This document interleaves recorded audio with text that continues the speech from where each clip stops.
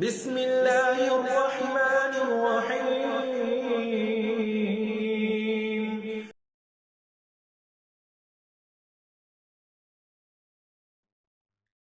In the name of Allah, who is most beneficent and most merciful. Welcome to the Ray of Hope channel.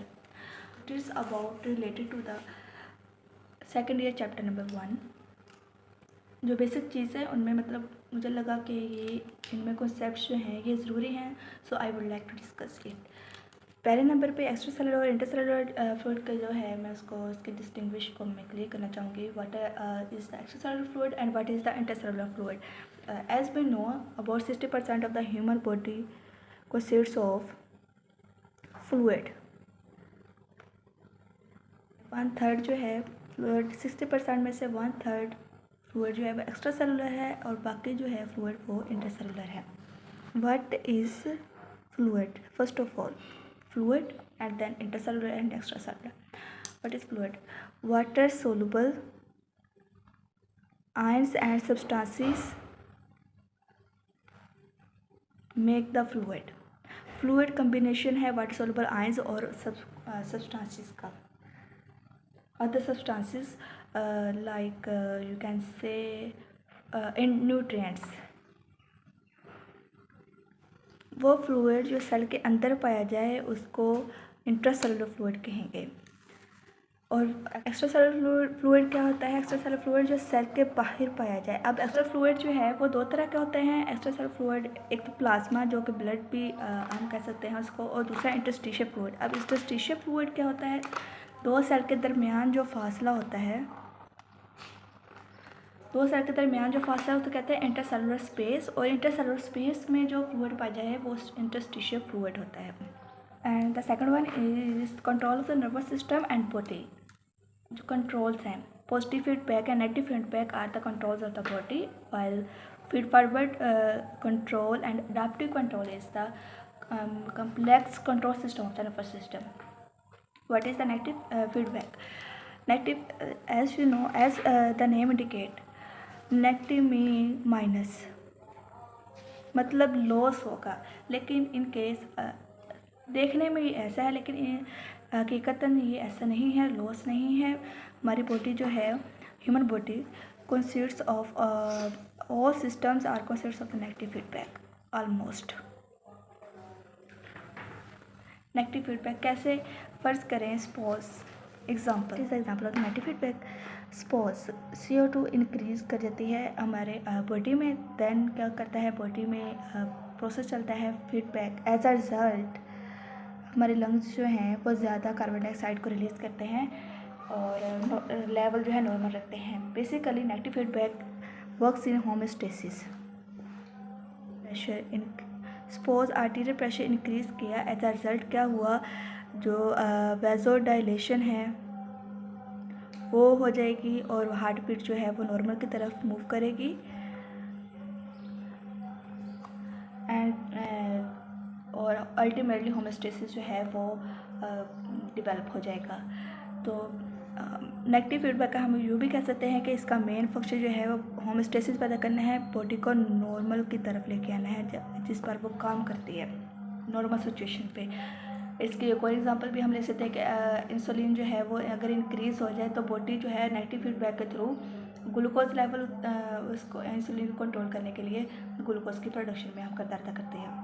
Negative feedback में अगर चीज़ increase कर रही है तो उसको low level पे लेके आना, ये भी नेगेटिव फीडबैक है। अगर चीज़ डिक्रीज़ कर रही है अपने नॉर्मल लेवल से तो उसको उसके नॉर्मल लेवल तक लेके जाना, ये भी चीज़ नेगेटिव फीडबैक है। What is the positive feedback? As name indicate, positive mean plus. Exactly अगर हम लोग कहें कि अगर इसके इसी ही मैनी को लेके चलें तो प्लस जो है ये वाकई ही प्लस करती है। और जो पॉजिटिव फीडबैक है मेनली इससे डेथ कम होने के चांसेस भी बढ़ जाते हैं। सपोज हार्ट की जो पंपिंग सलाहियत है ब्लड की नॉर्मल जो है वो 5 लीटर है, एंड अगर हम ये भी सपोज करें कि 2 लीटर जो ब्लड है वो निकल गया और रिमेनिंग 3 लीटर ब्लड उसको वो उसकी सलाहियत नहीं होगी हार्ट की वो पंप करेगी कि वो उसको पंप कर सके। एज अ रिज़ल्ट उस हार्ट के जो मसल्स है वो वीकनिंग, वो कमज़ोरी का शिकार हो जाएंगे। ये साइकिल रिपीटेड होता जाएगा और अल्टीमेटली जो है वो डेथ काज कर देगा। और पॉजिटिव फीडबैक को एक विशेष साइकिल पे कहता है, मतलब कि विशेष साइकिल के बाद जो अल्टीमेटली चांस होता है वो डेथ का ही होता है।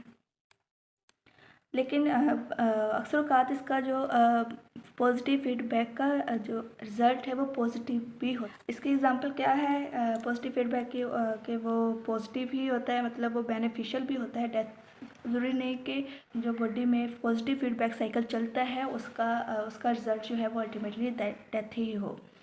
तो पॉजिटिव फीडबैक में एक एग्जांपल ये है कि अगर सपोज़ कोई एक ब्लड वेसल है, सपोज़ ब्लड वेसल जो है वो रप्चर हो गई है और ब्लड जो है वो रिलीज़ होना शुरू हो गया है। क्लोटिंग जो है इंसान जो ब्लड को क्लोट करते हैं वो रिलीज़ होंगे और ब्लड को क्लोट किया जाएगा ताकि ब्लड क्लोटिंग शुरू हो जाएगी ताकि ब्लड जो है वो वेस्ट ना हो और ब्लीडिंग ज़्यादा ना हो। एज अ रिज़ल्ट वो आहिस्ता आहिस्ता सारा प्रोसेस चलेगा और ब्लड जो है वो ब्लड क्लोटिंग जो है वो ज़्यादा होना शुरू हो जाएगी, जिसकी वजह से ब्लीडिंग का जो प्रोसेस है वो रुक जाएगा। ये पॉजिटिव फीडबैक की ही एक एग्जांपल है जो कि डेथ काज नहीं करती। दूसरी एग्जांपल जो इसकी पॉजिटिव ही है वो है ड्यूरिंग चाइल्ड बर्थ भी पॉजिटिव फीडबैक जो है वो अहम किरदार अदा करती है। Feed forward control, suppose body कोई ऐसी चीज़, कोई ऐसा रिएक्शंस हुआ है, कोई चीज़ किस चीज़ ने हर्ट की है हमारे बॉडी के पेरिफेरल हिस्से को। पेरिफेरल पार्ट वो जिसका ऐसा होता है जहाँ पर जो सेंट्रल नर्वस सिस्टम से थोड़ा दूर हो। फीड फॉरवर्ड जो कंट्रोल है इसकी मैं एग्जांपल देना चाहूँगी कि सपोज़ एक इलाका है जो उस इलाके में एक पुलिस स्टेशन है। पुलिस स्टेशन के इर्द गिर्द के जो घर हैं वो तो सेफ़ हैं, लेकिन जो दूर हैं, जो थोड़ा फासले पे हैं, वो घर थोड़ा अनसेफ हैं। तो उन घरों को बचाने के लिए पुलिस क्या करेगी, उन लोगों को ट्रेन करेगी कि आप उनको कि आप वो कैसे अपनी हिफाजत करें।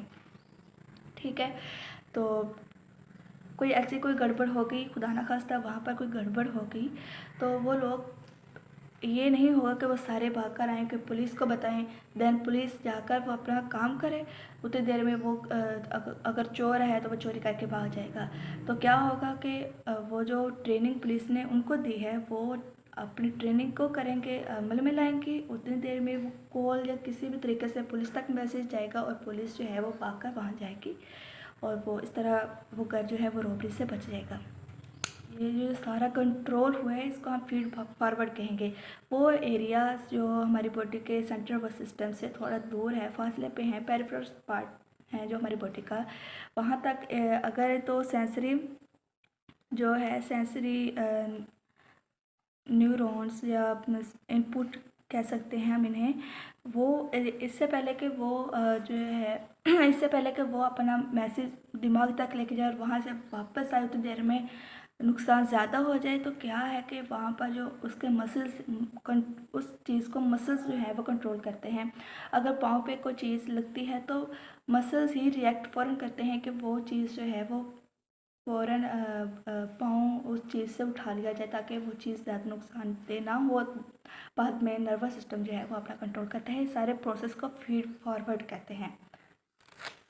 अगर वो सही नहीं है तो ब्रेन क्या करता है, वो उस मैसेज को सही करता है और फिर सिग्नल्स जो हैं वो उस पार्ट को भेजे जाते हैं कि वो अपने मूवमेंट को ठीक करें। ये प्रोसेस चलता रहे, 2-3 दफ़ा हो यही प्रोसेस के ब्रेन ने उस मसल्स को सही सिग्नल्स पहुंचाए और देन उसने मूव किया, फिर उसने सिग्नल पहुंचाए, मूव किया। इस सारे प्रोसेस को हम अडाप्टिव कंट्रोल कहते हैं। जो लेट सिग्नल्स उसको मिलते हैं ताकि वो अपनी करेक्शन करें।